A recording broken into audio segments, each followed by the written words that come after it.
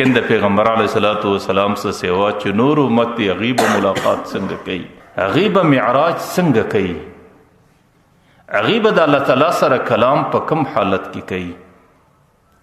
د پیغمبر علیه الصلاۃ والسلام الصلاۃ معراج المؤمن، بنده چې کله پر لمانځه باندې ولا درېږي دا د معراج دی، دا د الله سره ملاقات دی، او دی وخت کې د الله تعالی خبرو ته تیا اورید د خبرو د اوریدلو مستعد دی، او دی وخت کې د الله سره کلام او هم کلامی ده.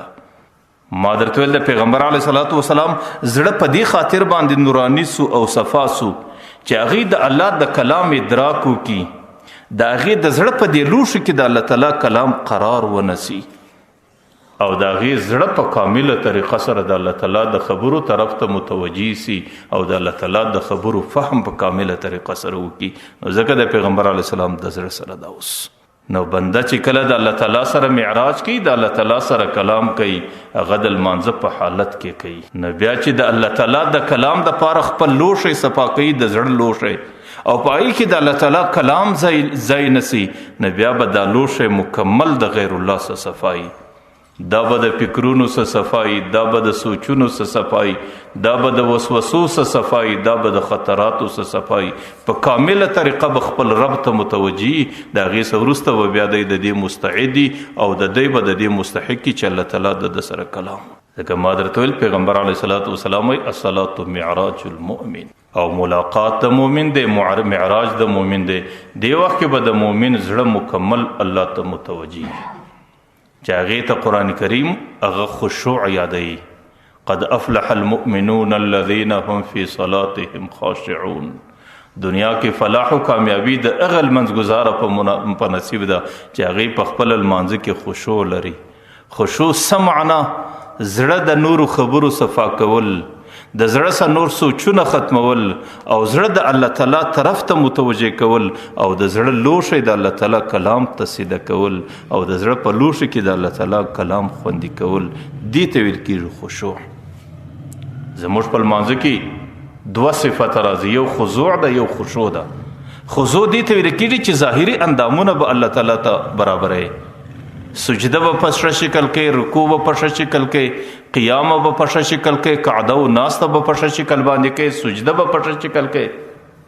لیکن خشوع بیا دې ته ویل کېږي چې د زړه لوښی به د خپل رب د کلام طرف ته سیده کوي، او خپله توجه او په کامله طریقه سره خپل رب ته برابرول، دې ته ویل کېږي خشوع. صاحب د روح المعانی خو لیکلی دي چې خشوع قسم د لمانځه د ارکانو څخه نه ده. د لمانځه چې کوم فرایض او ارکان دي په هغې کې خشوع نشته، لیکن خشوع د لمانځه د قبولیت دپاره شرط دی. چې کوم لمانځه کې خشوع نه وي، هغه لمانځه کې قبولیت نه وي.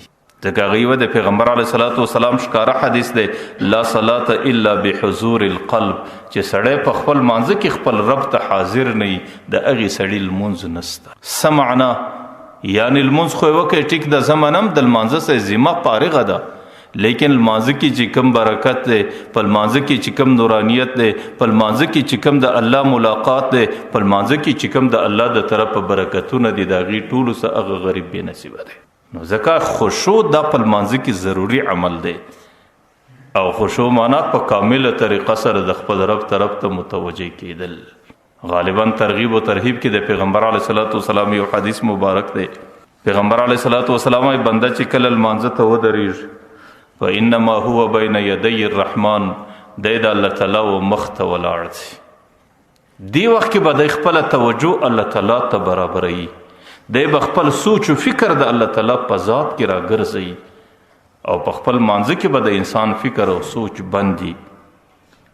او فإذا التفت، چې کله دی په خپل سوچ کې یا دورې ولاړ سي یا دورې ولاړ سي، کله دکاندارۍ له ورسي، کله نور خبرو له ورسي، کله خپلو مجلسو له په خپل سوچ و فکر کې ورسي، نو الله تعالی دستي ورته وایي الی من تلتفت الی خیر مني، ای بنده چاته متوجه؟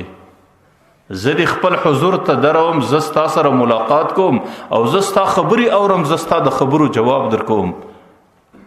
الی من تلتفت، ته چاته ګورې؟ الی خیر مني، دا څوک دی چې در ما دومره درته غوره دی؟ دا دکانداري در ما تا ته ډیره محبوبه ده، ته و چاته متوجه، ته د چا په حضور کې ولاړ یې؟ آخر کې ورته وایي اقبل یا ابن آدم، اے د آدم بچه ما ته متوجه سه، زما کلام ته متوجه سه، زما د ملاقات عظمت په زړه کې پیدا کا. فانا خیر من یلتفت الیه، چې کوم څوک چاته ګوري په هغې ټولو مخلوقات، په هغې ټولو کائناتو کې زه خیر یم، در ما بل خیر ذات نسته، زما څه بغیر بل چاته مه متوجه کېږه. ځکه پیغمبر علیه الصلاۃ والسلام چې د الله تعالی ملاقات و معراج کوي، نو پیغمبر علیه السلام په زړه کې الله تعالی د هغې استعداد پیدا کوي. لیکن د بنده ملاقات د الله تعالی سره، د بنده معراج د الله تعالی سره په حالت د لمانځه کې دی. بنده به په حالت د لمانځه کې خپل رب ته متوجه کیږي. امام غزالی رحمه الله یو حدیث را نقل کوي، وایي چې کله بنده د الله تعالی او حضور ته په لمانځه کې ودرېږي، د یو شاهي دربار ته ودرېدی، یو ډېر عظیم دربار ته ودرېدی، د یو ډېر عظیم دربار د مالک و ملاقات ته ودرېدی. هغه عظیم ذات چې هغې د دې عظیم شنشاهي دربار مالک دی، هغې د سره کلام و خبرې کوي، او د یو غلام د یو مریی دی، د هغې مخ ته ولاړ دی. که چیرې دغه غلام او مریی په دې حال کې د سترګو دربیخ په یو کنج کې یو تور حبشي بدرنګه غلام ولاړ دی، هغه ذات دته متوجه دی، هغه د سره کلام کوي، د سره خبرې کوي، او د سترګو دربیخ و هغه حبشي غلام ته ګوري، او د سترګو دربیخ و هغه ته متوجه دی. د دې شنشاهي ذات په کلام کې سوچ نه بندي، د هغه په خبرو کې سوچ بندي. ایا ستاسو څه خیال دی چې دغه شنشاهي ذات او دغه مالک د دې ذات دا به د خپل دربار سپکاوی نه بولي؟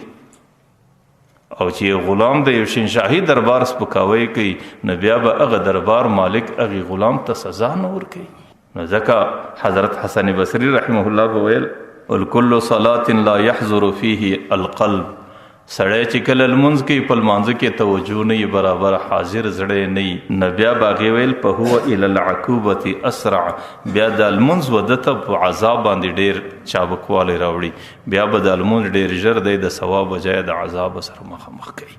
ځکه الله قرآن کې هم دا فیصله ده فویل للمصلین الذین هم عن صلاتهم ساهون. الله تعالی وایي د جهنم شله به د هغې خلکو لمونځګزارانو دپاره وي چې پر لمانځه باندې ولاړ دی، د سوچ یا په دکانداري کې دی، پر لمانځه باندې ولاړ دی، د سوچ په نورو مجلسو کې دی، د الله تعالی ذات ته نه متوجه کېږي، د الله د ذات بغیر نورو خبرو ته متوجه دی.